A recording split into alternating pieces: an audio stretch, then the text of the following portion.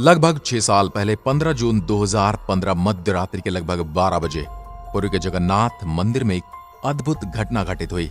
इस घटना ने सभी इतिहासकारों को यह देखने के लिए उत्सुक कर दिया कि भारत के छोटे से शहर में ये क्या हो रहा है। न केवल मंदिर परिसर में बल्कि पूरे शहर में बिजली चली गई। आखिर क्यों? क्योंकि जगन्नाथ मंदिर की मुख्य प्रतिमा से श्री हरि कृष्ण का दिल निकालकर किसी दूसरी प्रतिमा में लगा दिया गया था। नहीं, यहां पर श्री कृष्ण के हृदय से मेरा मतलब कोई आध्यात्मिक या फिर कोई रहस्यमय हृदय के बारे में नहीं है, बल्कि असली हृदय से है।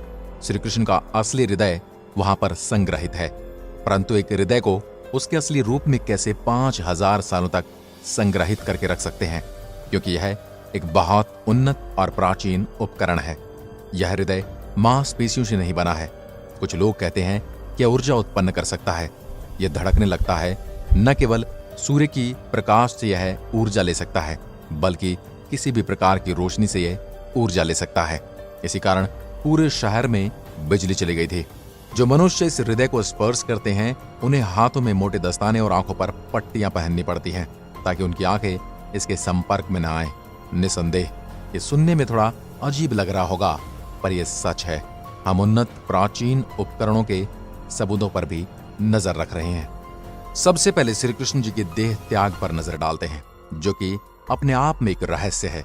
बहुत से लोग इस बारे में नहीं जानते होंगे, परंतु प्राचीन सूत्रों में उनकी मृत्यु का उल्लेख है। लगभग 5000 साल पहले श्री कृष्ण जी को एक शिकारी द्वारा जंगल में मार दिया गया था। यह एक दुर्घटना थी, क्योंकि शिकारी हिरण को मारने की कोशिश कर रहा था। श्री कृष्ण जी की मृत्यु हो गई और उनका अंतिम संस्कार कर दिया गया। उनका शरीर धार्मिक तरीके से अंतिम संस्कार कर दिया गया। हालांकि उनका शरीर तो जल गया, परंतु उनका हृदय नहीं जल पाया। यह एक बिना नुकसान पहुंचे हुए मजबूत धातु के गांठ जैसा दिख रहा था। जब शिकारी ने उस हृदय को उठाया तो वह हिलने लगा। अब शिकारी उस हृदय का फिर से अंतिम संस्कार करने की कोशिश करता है, परंतु इस हृदय को जला पाना असंभव था और इसी हृदय से एक अजीब सी धड़कने की आवाज आना शुरू कर दी। तो फिर शिकारी को यह महसूस हुआ कि कोई खास उपकरण है। उसने उस हृदय को उठाया और इसे बेचने की कोशिश करने लगा, क्योंकि यह बहुत अजीब दिख रहा था। उस शिकारी ने पूरे भारत का भ्रमण किया, परंतु उसे कोई हाथ तक नहीं लगा रहा था। शिकारी ने हार मान ली और उसने हृदय को लकड़ी के पट्टे पर रखकर नदी में छोड़ दिया। ये हृदय पुरी के एक प्राचीन शहर में किसी को मिला। जब पुरी के राजा को यह पता चला कि श्री कृष्ण का हृदय है, तो उन्होंने एक प्रतिमा बनाकर उस हृदय को उसमें रखने का निर्णय लिया और इस हृदय को उस मूर्ति के अंदर स्थापित करने का भी निर्णय लिया, जो जगन्नाथपुरी में आज भी विराजमान है। इस हृदय को ब्रह्म पदार्थ या हृदय पदार्थ कहा जाता है, जिसका अर्थ है दैवीय पदार्थ। सबसे अद्भुत बात इस मूर्ति की यह है कि हिंदू देवी देवताओं की मूर्तियां तो किसी धातु की होती हैं या फिर किसी पत्थर या चट्टान की बनाई हुई होती हैं, लेकिन ये लकड़ी की बनी है।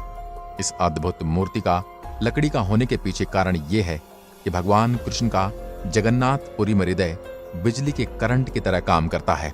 धातुएं बिजली की सुचालक होती हैं तो करंट लग सकता है, और लकड़ी कुचालक होने के कारण करंट नहीं लगता।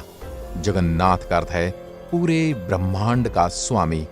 इस मूर्ति का एक और अद्भुत तथ्य यह है कि यहाँ के पुजारी को हर 12 वर्ष बाद इस मूर्ति को हटाकर इसकी जगह पर नई लकड़ी की मूर्ति बनानी पड़ती है।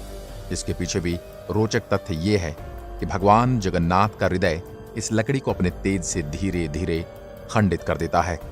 आज से 50 साल पहले एक व्यक्ति ने देखा इस हृदय से कुछ और तरल चमकीला पदार्थ निकल रहा है।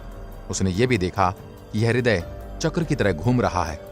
इस व्यक्ति ने कहा यह अष्ट धातु से बना है, जिसका अर्थ यह है कि एक मिश्र धातु से बना जिसमें 8 धातुएं हैं।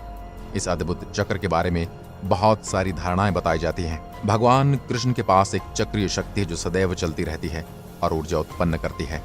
विज्ञान भी घर्षण की शक्ति को मान चुका है। विज्ञान भी इसी सिद्धांत पर एक न्यूक्लियर मशीन बना रहा है जो दिखने में हीरे की तरह होगी। इसके अंदर भी चैम्बर होंगे और वह भी चक्रीय घर्षण पर कार्य करेगी। जगन्नाथपुरी के मंदिर के संचालक कहते हैं कि वे जब इस मूर्ति को हटाते हैं तो वह पूरी तरह से वहां पर अंधेरा कर देते हैं। वे सभी मानते कि यह एक भौतिक वस्तु है, पर इसके केंद्र में जो ऊर्जा उत्पन्न हो रही है वह अद्भुत है। हम जानते हैं किसी भी प्रकाशमान वस्तु से यह ऊर्जा प्राप्त कर सकती है, इसलिए वे इस मूर्ति को अंधेरे में ही वहां से हटाते हैं। हम जानते हैं कि भगवान कृष्ण ने हमें एक प्राचीन उपकरण दिया है। आज विज्ञान इस तंत्र को प्रयोग करते हुए विभिन्न प्रकार की मशीनों का प्रयोग करते जा रहे हैं, लेकिन भगवान कृष्ण भी अपनी उंगली पर सुदर्शन चक्र रखते थे जो कि सदा गतिमान रहता था।